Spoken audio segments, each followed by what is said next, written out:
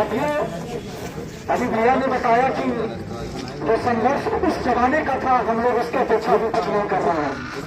इतनी संसाधनें नहीं थी, जातिवाद एकदम चरम सीमा पे थी। कितना संघर्ष करके न्यू डाला गया है, उसके अपेक्षा भी हम लोग कुछ नहीं है। तो मैं सबको तो समय नहीं दे पाऊंगा, क्योंकि विचार गोष्ठी थोड़ा सा वहाँ होगा छात्रावास में।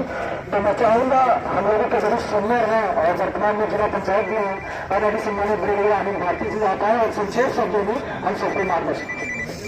बहुत बहुत धन्यवाद संचालक महोदय। सबसे पहले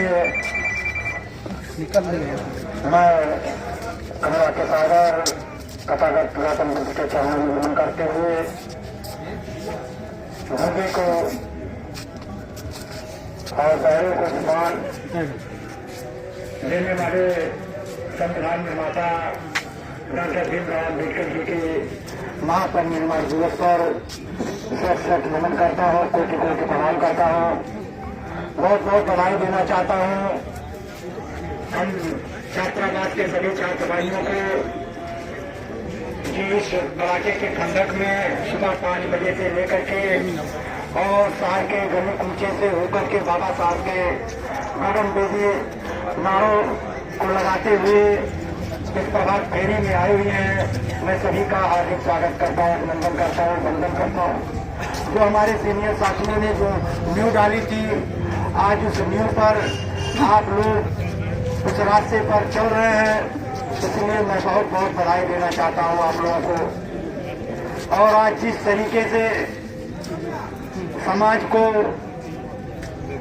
जिस भ्रमित करने का कार्य लोग कर रहे हैं, दबाने की कोशिश कर रहे हैं, संविधान बदलने की बात करते हैं, मैं उन लोगों को चेतावनी देना चाहता हूँ, आप लोगों के माध्यम से बताना चाहता हूँ कि वो लोग कान खोल करके सुन ले कि बाबा साहब ने जो दीपक जलाया है, वो दीपक हम लोग कभी बुझने नहीं देंगे। उसके लिए चाहे जो भी कुर्बानी हम लोगों को देना पड़ेगा, हम लोग उस कुर्बानी को देने के लिए तत्पर रहेंगे। क्योंकि आप लोग जानते हैं, जब लोगों को पढ़ने का अधिकार नहीं था, लोगों को चलने के लिए अधिकार नहीं था, बैठने के लिए अधिकार नहीं था, ऐसे समय में जब बाबा साहब ने संघर्ष करके हम लोगों को हक दिलाया, संविधान बनाया और संविधान में अधिकार दिलाया, तो निश्चित तौर पर हम लोगों का भी दायित्व बनता है। जो बाबा साहब ने कारवां चलाया था, जो बाबा साहब का सपना था, उस सपने को साकार करने के लिए हमारे जैसे आप जैसे तमाम नौजवानों का दायित्व बनता है कि बाबा साहब के उस कारवां को आगे न ले जा पाए, तो निश्चित तौर पर बाबा साहब के उस कारवां को पीछे भी नहीं जाने देना होगा। इसके लिए जो भी कुर्बानी देनी पड़ेगी, हम लोग देने के लिए तैयार रहेंगे। क्योंकि आप लोग जानते हैं कि आज जिस तरीके से हमारे नौजवानों को गुमराह किया जा रहा है, मैं आप लोगों से अपील करना चाहता हूँ कि आप लोग जहाँ भी रहें। हाँ बोलिए। हेलो, हाँ प्रणाम। आप सब बोलिए। हाँ बोलिए, समझ सुन रहे हैं। आप सबको बधाई हमारी तरफ से। बाबा साहब अम्बेडकर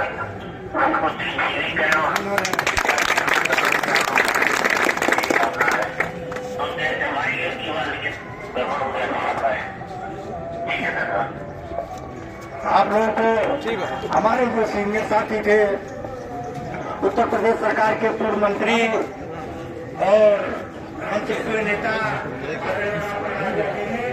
इनसे आप लोगों को बहुत बहुत बधाई दी है। और उन्होंने कहा है कि बाबा साहब के उस कारवां को पीछे नहीं जाने देना होगा। इसके लिए जो भी कुर्बानी देनी पड़ेगी, हम लोग देने के लिए तैयार होगा। बहुत बहुत धन्यवाद देना चाहता हूँ, आपका स्वागत करना चाहता हूँ।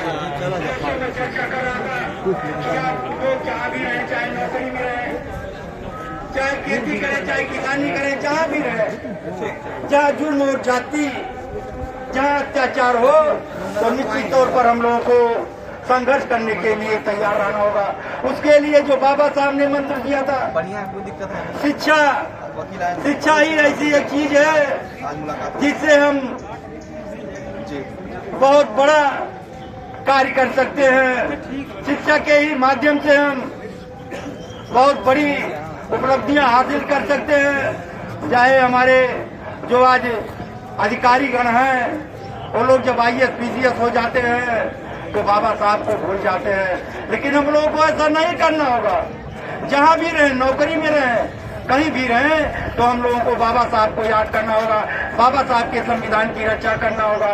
और संविधान इसलिए रक्षा करना होगा कि आने वाली पीढ़ी जो है उन्हें उनके ऊपर कोई जुर्म जाति ना हो। इसलिए हम संविधान को हमें हर हाल में ही संघर्ष करके बचाना होगा, उस कार्रवाई को आगे ले जाना होगा।